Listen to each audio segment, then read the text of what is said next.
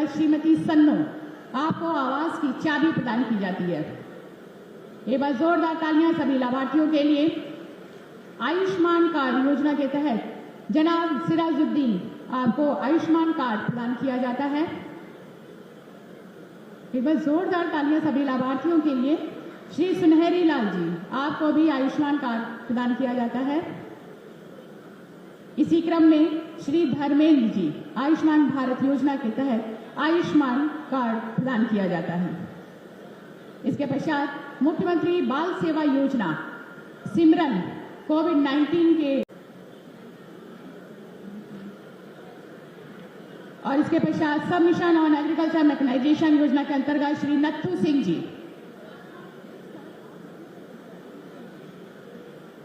और इसके पश्चात टैबलेट वितरण योजना के तहत दिव्यांग सोलंकी आपको टैबलेट प्रदान की जाती है। जोरदार तालियां सभी लाभार्थियों के लिए। विभिन्न योजनाओं के तहत स्वरोजगार योजना के अंतर्गत बालाजी आजीविका स्वयं सहायता समूह कुमारी रिंकी आप देख मुझे नमन करने का सौभाग्य प्राप्त हो रहा है। इस अवसर पर कासगंज वासियों को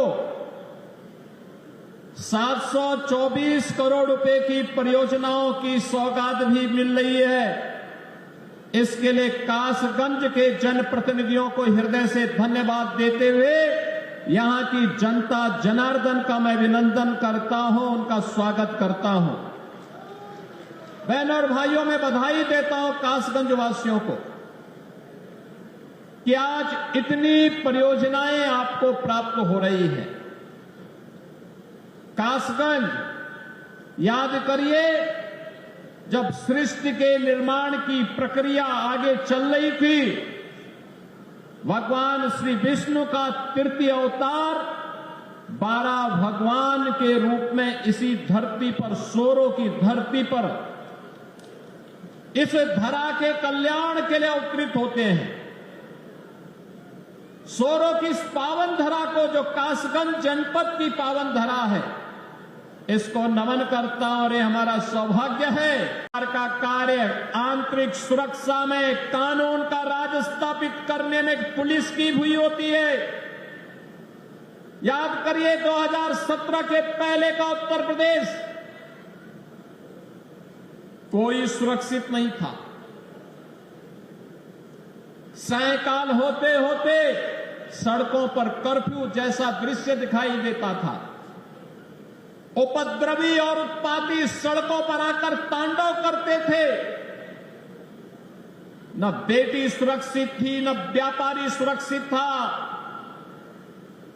हर तीसरे दिन एक दंगा होता था। पर्व और त्योहार के पहले ही लोगों के घर में, लोगों के मन में एक आशंका आ जाती थी, पता नहीं अब क्या होगा, अब क्या होगा। प्रदेश में विकास ठप हो गया था। बेटी और व्यापारी की सुरक्षा पे सेंध नहीं लगा सकता है। अगर लगाएगा तो उसे मालूम है अगले चौराहे पर यमराज उसका इंतजार कर रहा होगा और फिर राम नाम सत्य है कि यात्रा निकलनी प्रारंभ हो जाएगी। बहनों और भाइयों, ये नए भारत का नया उत्तर प्रदेश है। आज मुझे 191 करोड़ रुपए की लागत से बने हुए कासगंज के अत्याधुनिक पुलिस लाइन के लोकार्पण का अवसर भी प्राप्त हो रहा है। ये लोकार्पण केवल एक पुलिस के लिए नहीं, पुलिस के लिए यहां अत्याधुनिक सुविधाएं दी गई हैं। 1000 बैरक बनाए गए हैं, 1000 पुलिस कार्मिकों के लिए बैरक बनाए गए हैं। यहां पर पुलिस के जुड़े हुए अधिकारियों के लिए आवासीय सुविधा भी दी गई है। पुरुष हो या महिला का हम लोगों ने समझाई है, बल्कि उसको प्रभावी ढंग से क्रियान्वयन कैसे होना चाहिए। आज सोरों के अंदर चल रही विकास की परियोजनाएं, कासगंज के अंदर चलने वाली विकास की परियोजनाएं उसका उदाहरण है। और उन्हीं के लोकार्पण और शिलान्यास के लिए आज मुझे आपके इस जनपद में आने का सौभाग्य प्राप्त हुआ है। इन सभी परियोजनाओं के लिए मैं कासगंज वासियों को हृदय से बधाई देता हूं, अपनी शुभकामनाएं भी देता हूं। बहनों और भाइयों, यूनिफॉर्म की क्या कीमत होती है और उसका क्या महत्व होता है, आपने अभी ऑपरेशन सिंदूर के माध्यम से पाकिस्तान की कमर को तोड़ने वाले भारत माता के बहादुर जवानों के शौर्य के माध्यम से देखा होगा।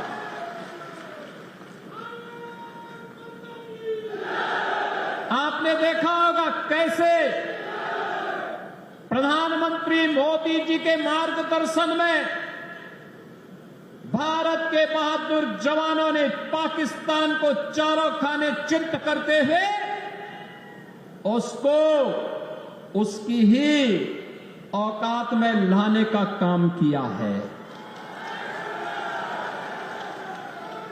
अगर हमारे पास मजबूत सेना नहीं होती, भारत माता के पास बहादुर जवान नहीं होते, तो पाकिस्तान जैसे दुश्मनों के रहते हुए देश की जनता कैसे सुरक्षित रहती,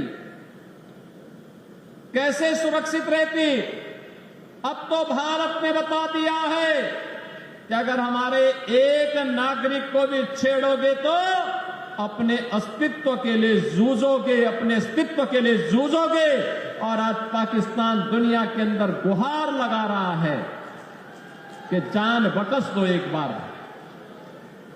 बहनों और भाइयों, ये इसलिए क्योंकि पिछले 10 वर्ष में प्रधानमंत्री मोदी जी के नेतृत्व में सेना के आधुनिकीकरण को लेकर के,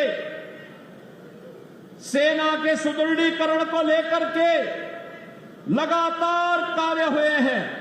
और इसीलिए भारत की सेना दुश्मन के किसी भी प्रकार का मुकाबला करने के लिए सदैव तत्पर रहती है। अगर कभी दुश्मन ने कोई जरूरत की तो उसके घर में घुस करके उसको मार करके उसका काम तमाम करने की पूरी क्षमता भारतीय सेना के पास है। बहनों और भाइयों, जो काम देश की सुरक्षा के लिए सेना का